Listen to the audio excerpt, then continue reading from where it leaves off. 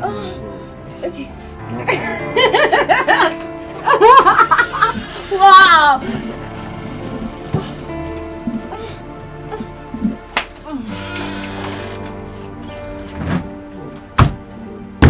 No dare! Kí ló tó já wọlé báyìí náà? Ṣó síìkì ni? Àbí kí ló máa ń wọ́n ní gbogbo orí ẹ̀ náà? Mo kàn ní kí n bẹ gbóúnjẹ wá ní since tó jẹun púpọ̀ kúrò lé láàárọ̀ yìí. Repeat shit tó sánsìn yẹn. Ṣé mo sọ fún ẹ pé bí n pa mí ni?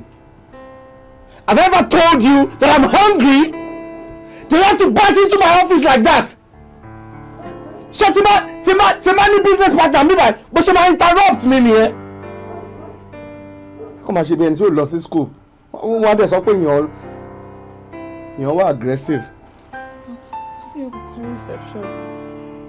Don't ever talk to me like that again. Tí o bá rí èèyàn ní reception, kò yẹ kí o já wọlé, ó yẹ kó dúró ni. Be my wife or not, kò bá já ọmọ mi gan ló wá mi wá, ọmọ dúró ni.